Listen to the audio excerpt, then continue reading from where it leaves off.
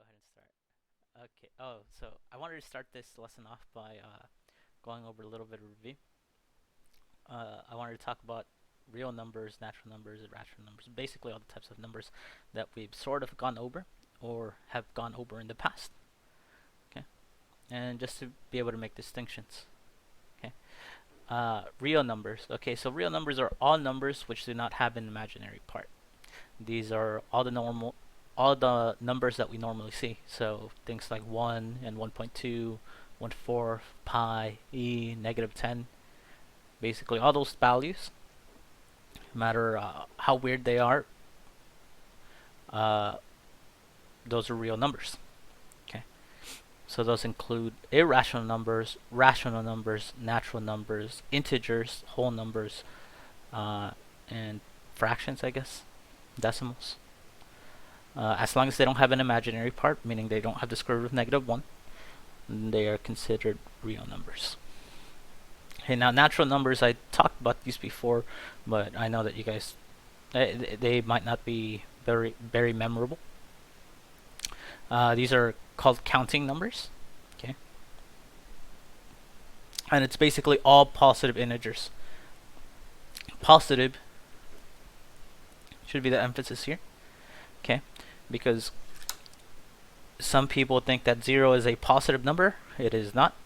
It has no it is a neutral number. Okay, so it's neither positive, it's not negative. It is neutral. Okay, so it includes all positive integers. That means all positive whole numbers, and does not include 0. Okay. Next, we have rational numbers. Okay, numbers that can be written down as a fraction with integers in both the numerator and the denominator. Okay, so I have different examples for these. Okay, so 1/3, that's a rational number because it's literally a fraction with integers as your numerator and your denominator.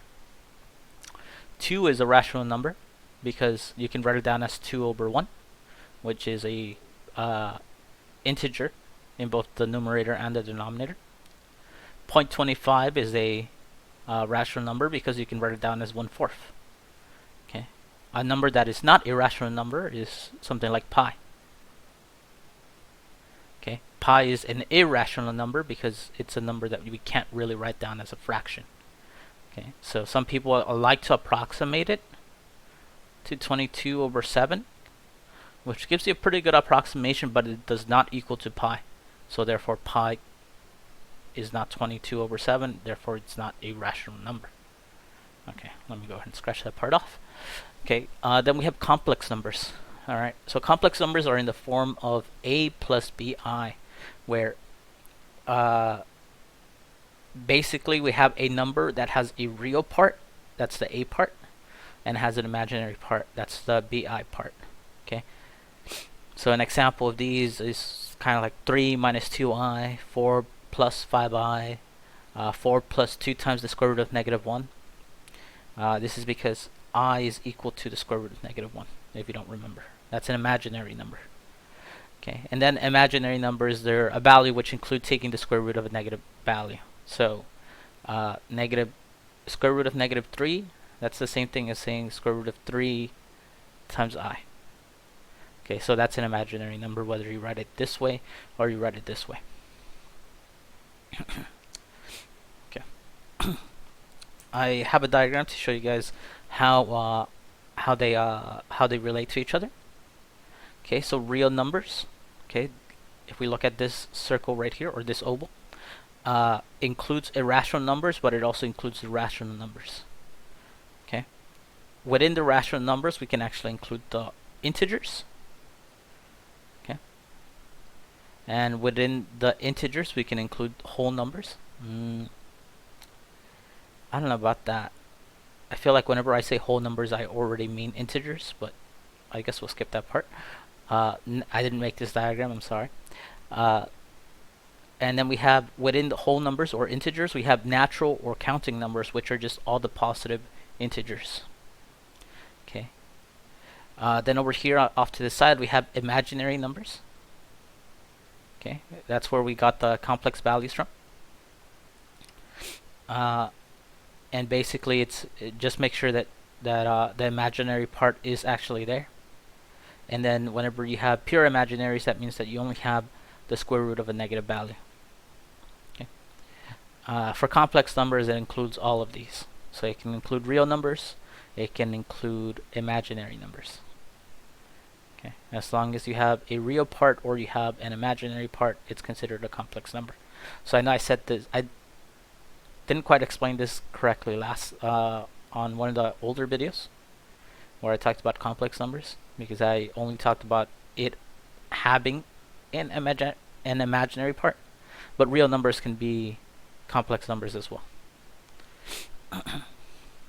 Okay. Okay, so I wanted to talk about rational zero theorem.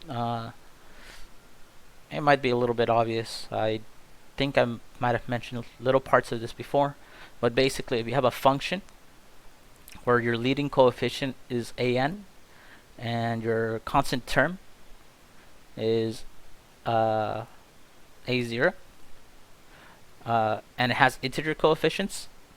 Okay, you guys already know what integers are. That means whole numbers. Then every rational zero of f of x has the following form. That means that every zero that isn't a rational number, meaning that it doesn't have a square root inside of it, the square root of a prime most likely, like here, is going to be equal to a factor of the constant term divided by a factor of the leading coefficient. Okay. This can actually help you find the solutions by giving you possible solutions. Okay. Normally, you'll be able to see most of the rational solutions on a graph, but let's say you didn't have a graph and you just had to take guesses. Well, then you want to take the factor of the constant term, so in this case 12, and the factor of the leading coefficient, which in this case is 1, and divide them. The factors of 12 are 1 and 12, 2 and 6, 3 and 4, and the factors of 1 are 1, and then that's it. Well, 1 and 1, but we'll just treat it as 1. Okay, now, I guess I should include that it could be positive or negative factors divided by positive or negative factors of the leading coefficient. Alright, so the rational zero theorem will basically tell us that one of the solutions might, or one of the rational solutions might be 1, 2, 3, 4, 6, 12 divided by 1, since that's the only factor of 1. And they could be either positive or negative. Okay, you might think, oh, this is too many possible solutions. Why can't we do something else? Well, yeah, think about it more like at the beginning we didn't know what the solutions could be, but now we know what some of the solutions could be. So it could either be positive 1, it could be positive 2, it could be positive 3, 4, 6, 12, or it could be the negative of them. Okay. Which is, it gives us an idea of what the answers could be, instead of just being like not knowing anything, not knowing any other type of information. Okay. Well, I'm gonna cheat a little bit and move on to a factored form of this. Okay. Because actually x power 3 plus 9x squared plus 22x plus 12 is equal to x plus 3 times x squared plus 6x plus 4. There's the same values. Yes. Okay. Okay, so this is a factored form. I can't actually factor this part out. Okay. This is reviewed so that you guys can see rational solutions, irrational solutions, and how they would help you. Okay. If I wanted to get the zeros for this function, for this polynomial right here, factoring would be the best way of doing it. I factored out x plus 3, but I'm left with x squared plus 6x plus 4. Right here I can already tell that I'm going to need to factor out 4 and see what factors of 4 add up to 6, which are 1 and 4, 2 and 2, and basically that's it.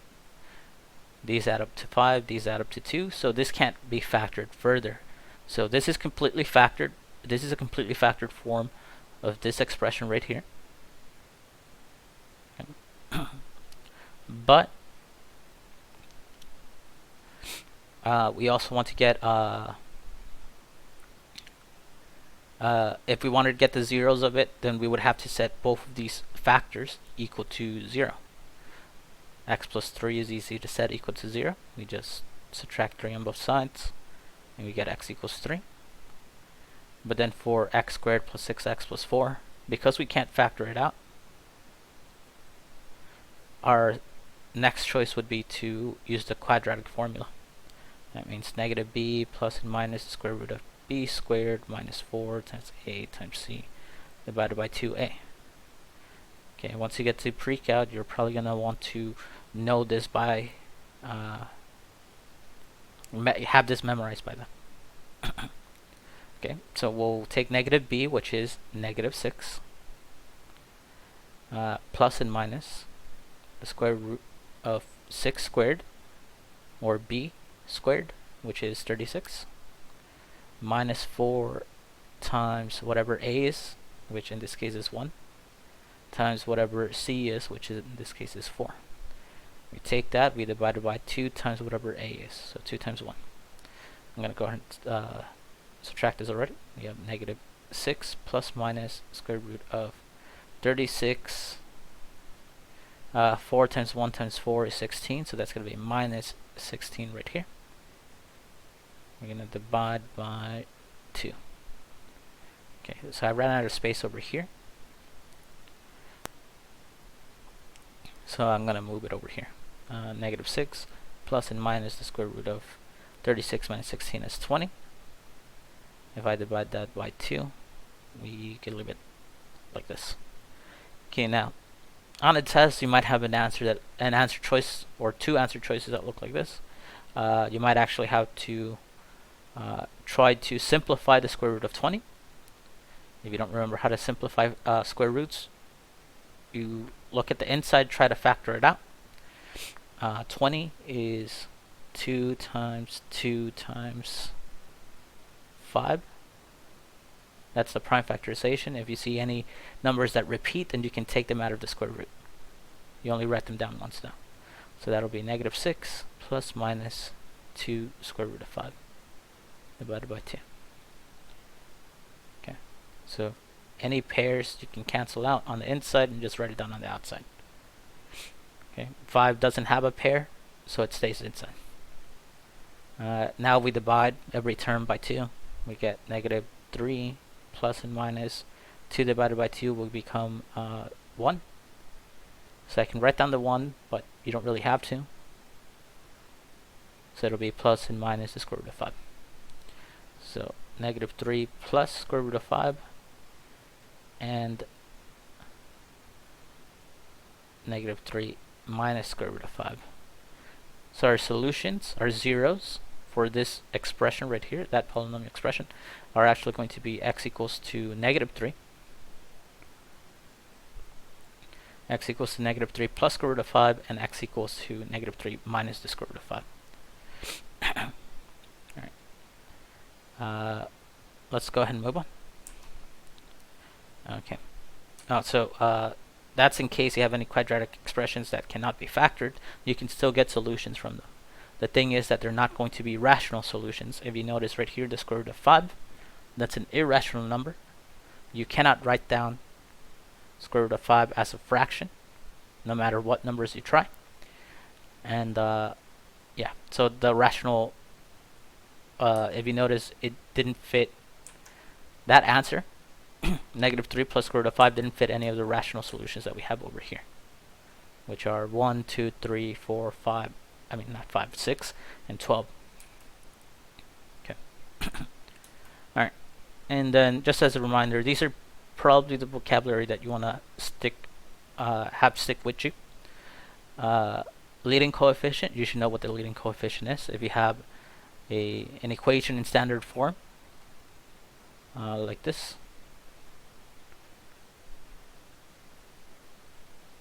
Okay. The leading coefficient is usually going to be the number in the very front next to the variable with the highest exponent. Your degree for a polynomial is always going to be your highest exponent on any of the variables. Your constant term is always going to be the value with no x term or an x variable next to it. You should know how to do synthetic division by now. Okay. You should know what factors are and how to factor in all the different ways. Okay, and if not, you can always fall back to synthetic division. That way it helps you factor out a little bit. You should know what a local minimum is. You should know what a local maximum is. And just in case, I will draw a picture of what they look like on a graph. And that's a local minimum. This is a local maximum. Okay, and it might be better to. That's the local maximum.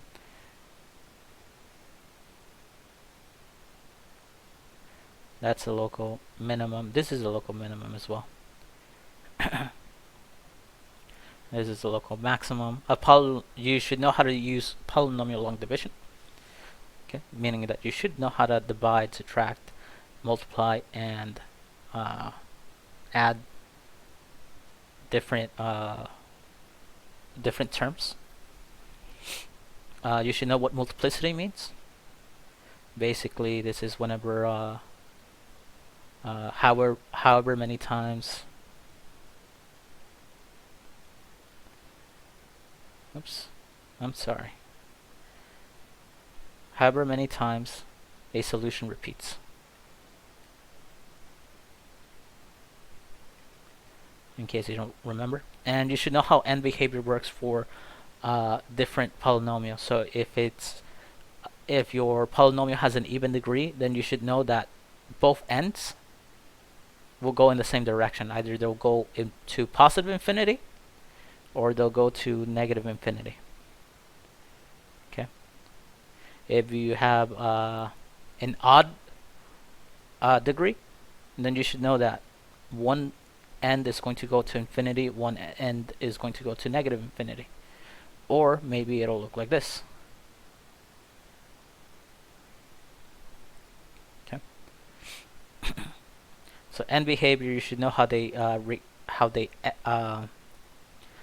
graphs behave as you go over to the right or you go over to the left, depending on what the degree is. And then depending on whether you have a positive value or a negative value, you should know that it's the right hand side is either going to go up, increasing, or it's going to go down, decreasing. Okay, normally, as long as you know which way the right hand side is going, whether it's increasing or decreasing, you should know whether this value, this leading coefficient, is either positive or it's negative. If it's positive, it'll increase. If it's negative, it'll decrease. Okay. All right.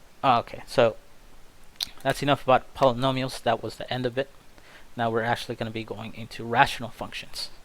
Okay, before we get into rational functions more deeply, we should learn to add and subtract them. But first, let's talk about them a little bit. So, a rational function is the quotient of two polynomial expressions. Okay, so that just means you divide two expressions. That's it. Okay. The bottom expression, the denominator, cannot be equal to 0.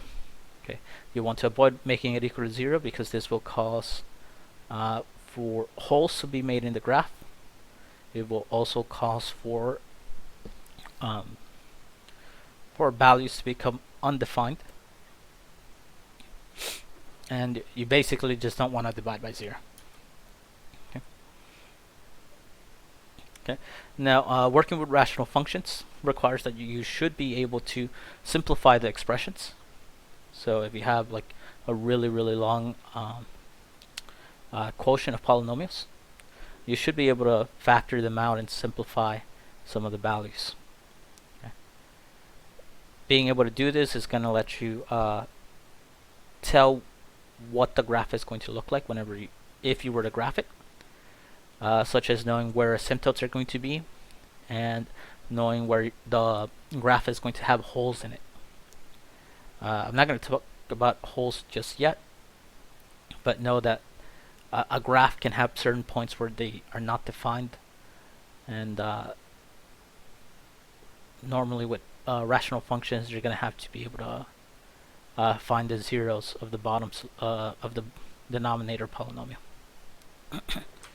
Okay, and then we should be, like I said earlier, we should be able to add, subtract, multiply, and divide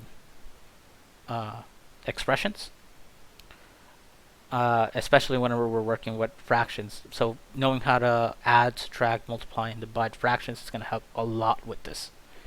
Okay, so let's go ahead and start with adding and subtracting rational expressions. So let's say the bases, that means the denominators, are the same. Okay, if you had 1/2 plus 1/2, well, if they're both 1/2s, then the denominator doesn't change. And then all you have to do is add the numerators. 1 plus 1 is 2. So 1/2 plus 1/2 equals 2/2, which is just equal to 1. Okay, now whenever we have expressions at the bottom, but we have the same expression and we're trying to add them, well, we do the same thing. We take the 13x, we take the 5x, we add them up. So that'll give us 18x, sorry. 18x divided by 4x squared. Okay. Now, we've already worked with expressions like this. We should already know how to simplify this. We take 18, we divide it by 4. But in this case, because I don't really want to write down any decimals, I'm going to leave them as fractions. I'm just going to simplify it. The top can be 9, the bottom can be 2. So 18 divided by 4, that's the same thing as saying 9 over 2. Okay. Because we have an x on the top, we have two x's on the bottom, we can actually cancel one of them out. Okay. So if I write it down like this, I can cancel this one with this one. And we have 9 divided by 2x. That's our final solution for this problem right here. We can do the same thing for different letters as well. So if we had n, it's the same thing as working with x. I know that some of you guys don't like using other letters, so if you see a problem like this, make yourself more familiar with it. Make them all x's. It doesn't quite matter whether you have n or x, as long as you're doing the rest of the math correctly. Alright, so we have n squared plus 3n minus 7 minus n plus 1. Okay, so how do I do this? Well, the bases, the denominators are the same, so that's going to stay the same. N squared plus n minus 6. Now the top, we're going to take n squared plus 3n minus 7, and we're going to subtract n plus 1. Okay, make sure that you have that parentheses on there because you're subtracting two terms, not just one term, so you're not just going to be subtracting n. You see, this is why subtracting polynomials came in handy. So n squared plus 2n, because 3n minus 1n is going to give us 2n. And then negative 7 minus 1 will become minus 8. Okay, then we have n squared plus n minus 6. Okay, so this might be able to be further simplified. Okay, if we have n squared plus 2n minus 8, we might be able to factor this out. Let's see if we can. Negative 8 is the final value. So I'm going to use negative 8, going to get the factors of it. 1 and 8, 2 and 4. And that's basically it. Because it's negative, I need one of them to be negative. But because this value in the middle is positive, I'm going to make the smaller numbers negative, so that whenever you add them up, negative 1 plus 8 gives you a positive number, which is 7. Negative 2 plus 4 gives you a positive number, which is 2. So it actually turns out that we're going to be using these numbers instead of our factors. So that's going to be x minus 2, n minus 2 times n plus 4. We can do the same thing for the bottom expression. And then if we have any similar or the same factor on top as we do at the bottom, we can cancel them out. Okay, so n squared plus n minus 6. Well, I'll take minus 6. The factors of it are 1 and 6. 2 and 3, and then that's it. Because we want a negative 6, one of them has to be negative. We want a positive number in the middle, so I'm going to choose the smaller numbers to be negative. This one adds up to 5, and this one adds up to 1, which is what we want right here. So our factors here are going to be n minus 2 and plus 3. And look at that. These values right here, they're the same, so I can cancel them out. N plus 4 divided by n plus 3 is going to be our final solution for this one. Okay. Finally, let's do this one. We're just, because they have the same base, we're just subtracting straight away. We have the same denominator in our answer. And then we take 9x plus 12 and we subtract 7x plus 2. So 9x plus 12 minus 7x plus 2. We distribute the negative, so that's going to make it 9x minus 7, and then plus 12 minus 2. And sorry, I'm running out of room. So we have 2x plus 10 divided by 16. Okay. I'm going to do one last thing. I'm going to factor out a 2 from the top, and that's going to give me this. Okay.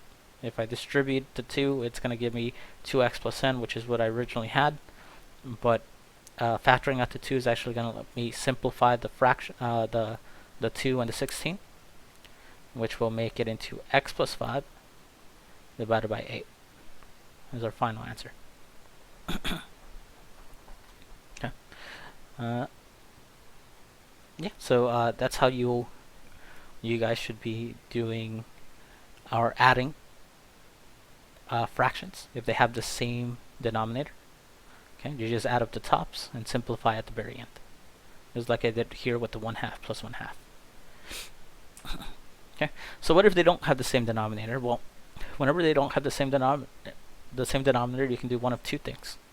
Okay, first of all, take the easy way is to take the denominator from one of the fractions, like 3x, and multiply it onto both the numerator and the denominator of the second fraction. So I'm going to multiply this by 3x and this by 3x, and then I'm going to do the same thing for the other denominator, the 2x, and multiply it onto the first fraction on both the numerator and the denominator. Okay. Make sure to put parentheses around the numerators and denominators, because sometimes you'll have more than one term, and you're going to have to distribute the thing that you're multiplying a little bit more, or you might end up having to use FOIL in some cases, or the box method to multiply them out. Okay, so if you do this, you're going to end up having an extra step at the very end where you might have to simplify, but overall it's going to give you the same correct answer once you simplify. So the denominator is always going to be the same, so you're only going to have to do that math once. 3x times 2x. Well, 3 times 2 is 6. X times x is x squared. So our denominator is going to be 6x squared. If you notice, we have 3x times 2x on both denominators. So basically, whenever you don't have the same denominator, you want to make it the same denominator. Okay. Now for the top, 3x times 15 gives us 45x. 16 times 2x will give us 32x. And then we just add the tops. That will give us 77x divided by 6x squared. Is that right? Yes, it is right. And then we'll just see if we can cancel out any value. 77 is only 7 times 11.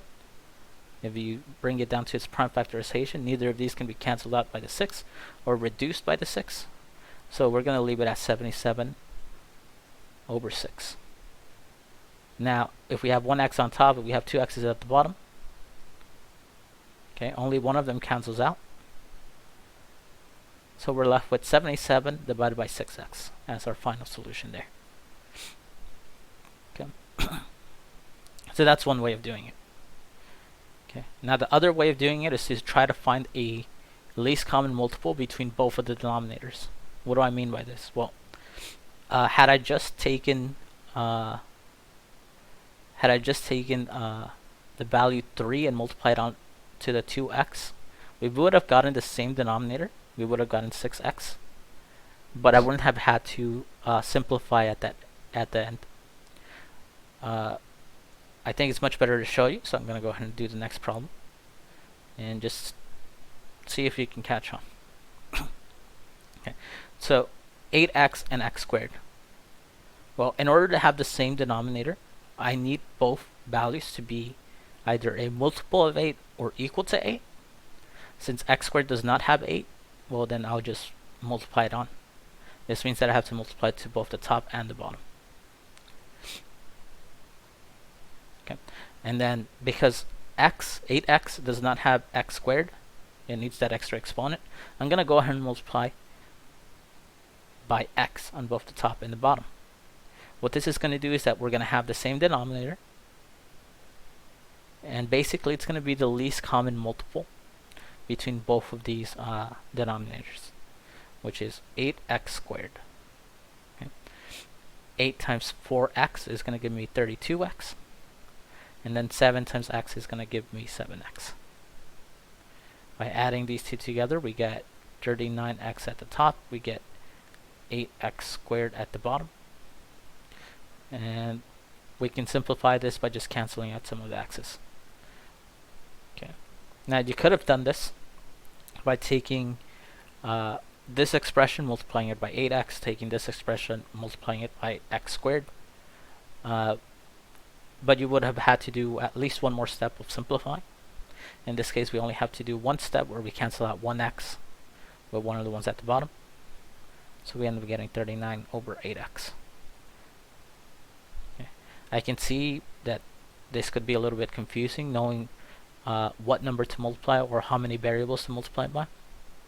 So whether you do it this way or you do it this way on your assignment, I won't really mind as long as you can get to the final simplified answer correctly. Okay.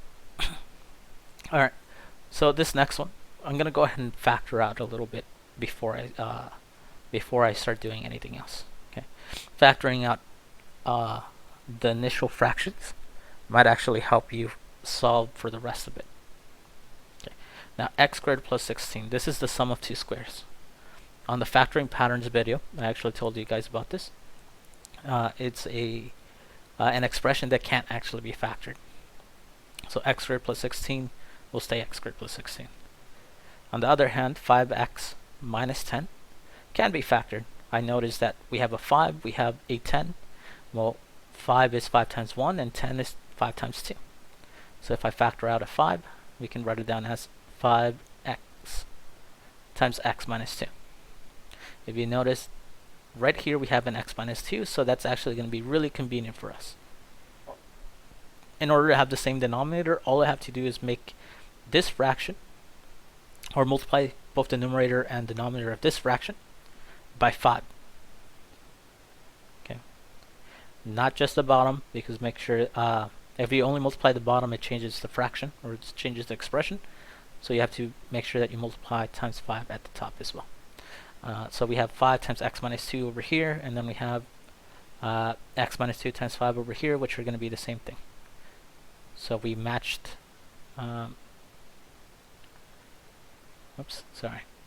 we matched the denominators. Okay. Then up here we have x squared plus 16, and then minus 4 times 5, which is 20, so minus 20. That's going to change into x squared plus 16. Whoops, not plus 16. I should simplify that already. Give me a sec. Alright. So we're going to simplify that into minus 4, actually. Let me erase that plus as well. 16 plus 20 is 16 minus 20 is negative 4. So we end up getting 5 right here, x minus 2 right there. Now, x squared minus 4 is actually the difference of two squares. This can be simplified. It can be factored out into x plus 2 times x minus 2. I know this because we have a 1 over here in the front. That's a square. 4 is a perfect square. It's actually 2 squared. This is 1 squared. So really I would simplify it like this: 1x plus 2 and 1x minus 2 because of the values that they take the square of. But you don't need to write down that 1. Okay, so it's x plus 2, x minus 2 divided by 5 times x minus 2. We have x minus 2 on both the top and the bottom right here, so we can cancel those out. So our final solution for this one, I'm going to write it down over here, is going to be x plus 2 divided by 5. Okay? And something like this simplifies into something like this. So, it's much nicer to have this. Alright, last one. Here we have x plus 8. Here we have x squared plus 11x plus 24. I'm going to take a guess and say that this denominator right here is probably factorable or has a factor of x plus 8. Okay, so let's see. Factors of 24 are 1 and 24, 2 and 12, 3 and 8, and hey, look, right here we have a positive 8, right here we have a positive 8. So I'm going to guess that it's probably going to be this one, but just to make sure, let's go ahead and add them. 3 plus 8 is 11. That's the number that we want in the middle. So I think I correctly guessed. Let me go ahead and erase that and rewrite that expression. We had a positive 3 and a positive 8. So I can write this down as x plus 3, x plus 8 instead. And then because this one's only x plus 8, we're going to have to multiply both the numerator and the denominator by x plus 3. Okay. Make sure that you're multiplying and distributing correctly. I'm not going to multiply the bottoms just for now, because it might be a case where that we actually have to simplify again, and the x plus 3 and x plus 8 might be factored out as well. So I'm just going to leave them like this. Either way, we already know what it equals to because of the x squared plus 11x plus 24. So if in the end none of them factor out, we can rewrite it as this. Or if our answer is on a multiple choice test where x plus 3 and x plus 8, then we can just leave them like that. Okay, so let me go ahead and distribute here.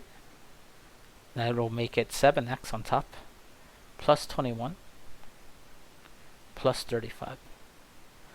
7x will stay the same. 21 plus 35 will be equal to, is that 56?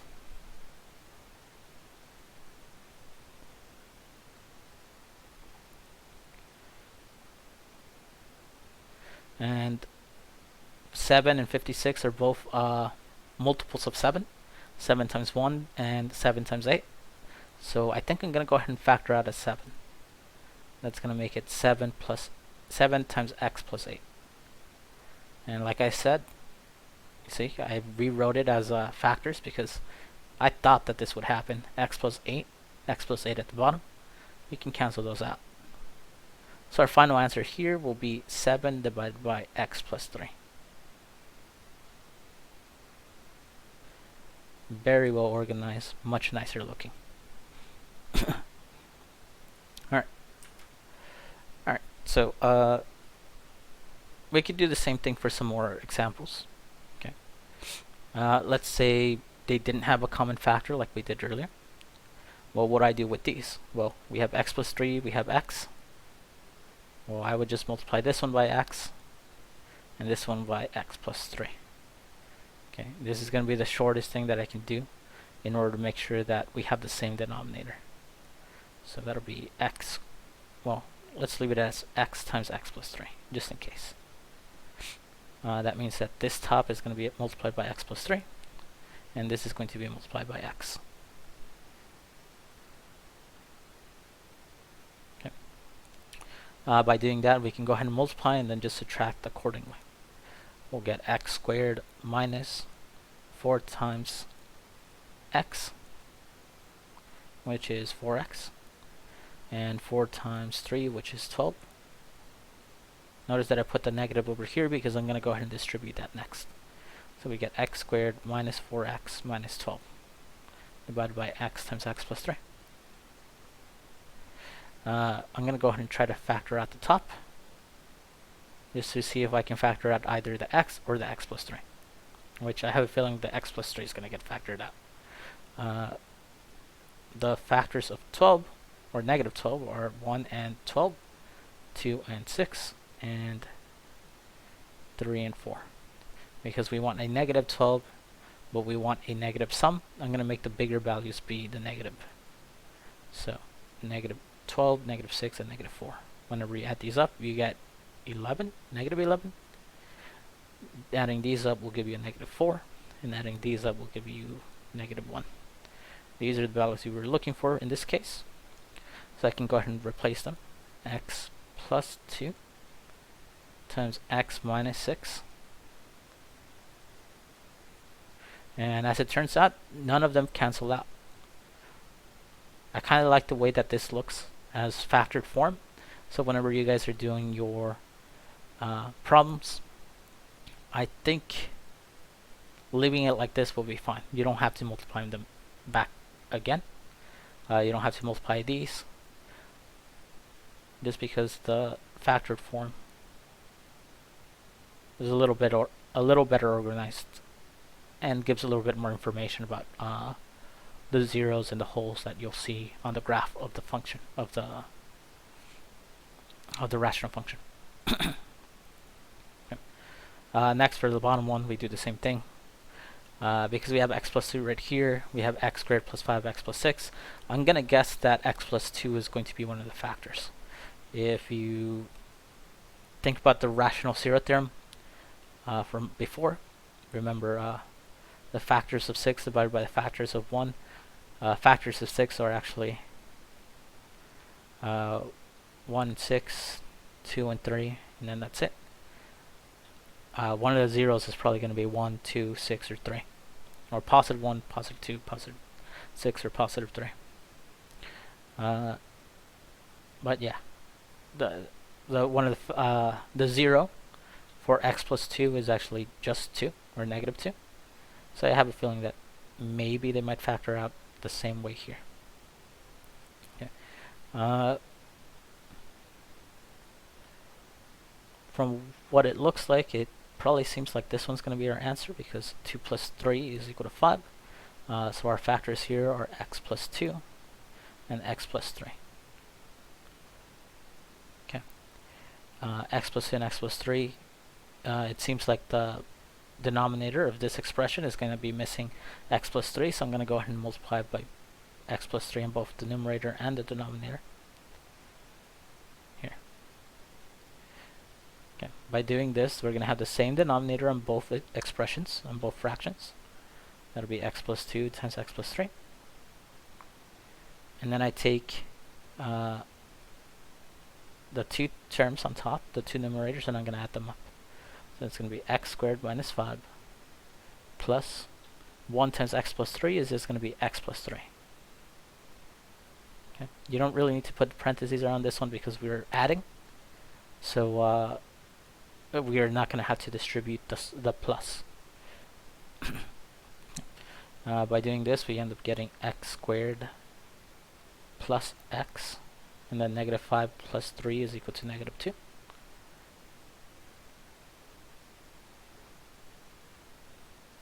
And since I see a quadratic on top, I'm thinking it might be factorable, so let's go ahead and see if we can factor it out. The factors of negative 2 are going to be 1 and 2. Since we want a negative, one of these is going to have to be negative, but we want a 1 in the middle, a positive value, so I'm going to make the smaller number negative, so that whenever they add up to a positive. Negative 1 plus 2 equals to 1. Exactly what we want here. So these are going to be the values for the factors. So that's going to be x minus 1 and x plus 2.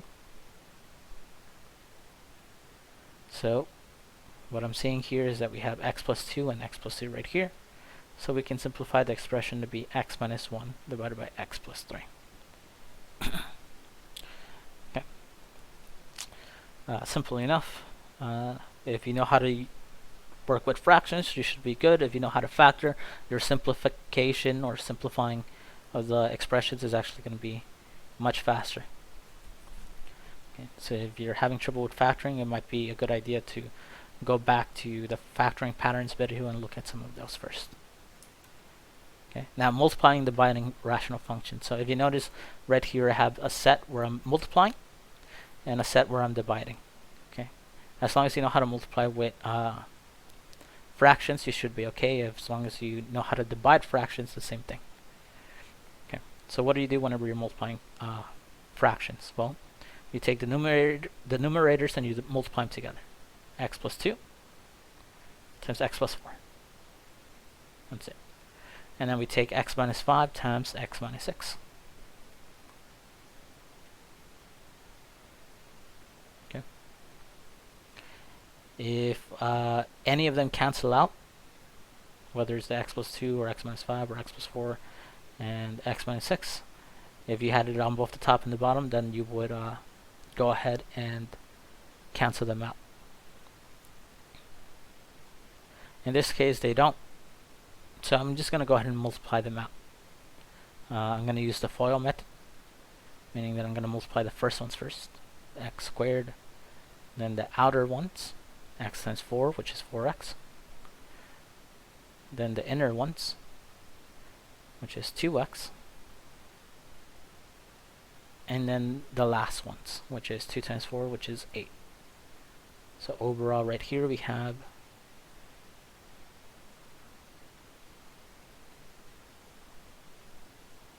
6x squared plus 6x plus 8 on the top, and then at the bottom we'll have x squared negative 5 times x, and 6 times negative 6 will give us negative 11x.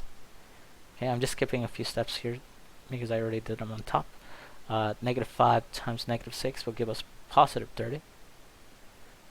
So this is probably the expression that you would want to write for this problem. Sure, you could leave it as factored form.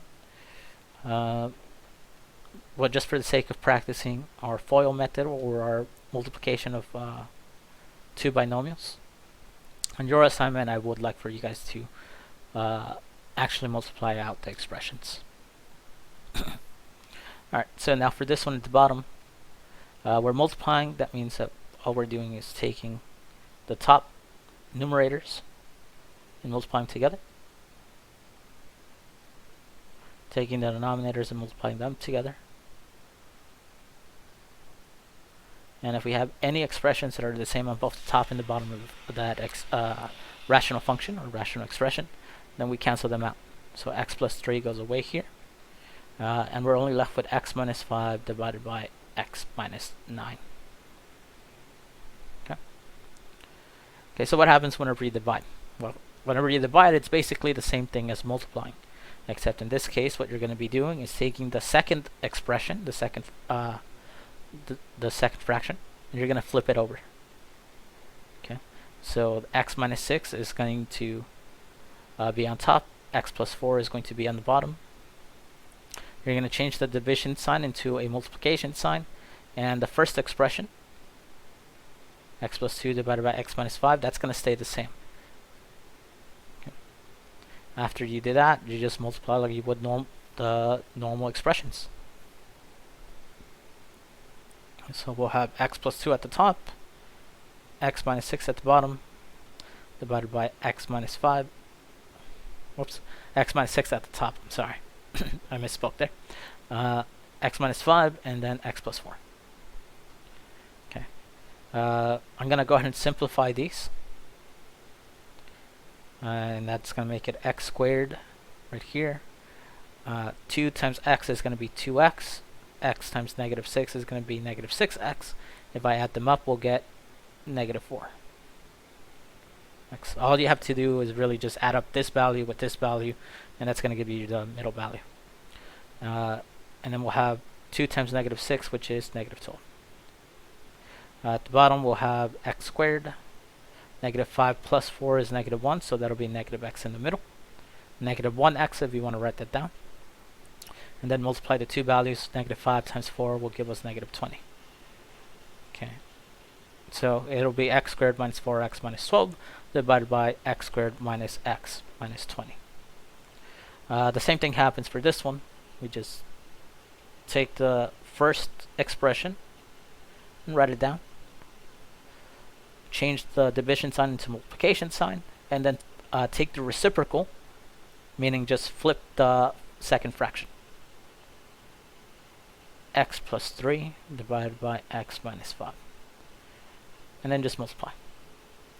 So that'll be x plus 3 squared divided by x minus 9 times x minus 5. I'm going to go ahead and rewrite those expressions. That's going to give me x squared. 3 and 3 will give us 6x, and 3 times 3 will give us 9. For the bottom, we have x squared. Negative 9 plus negative 5 will give us negative 14x, and negative 9 times negative 5 will give us positive 45. So that's our final expression right there. Alright, so that's multiplying and dividing rational functions. I think that's the end of the video. I'm going to go and post your assignments soon. And you guys take care of yourselves. Have a good day. Bye.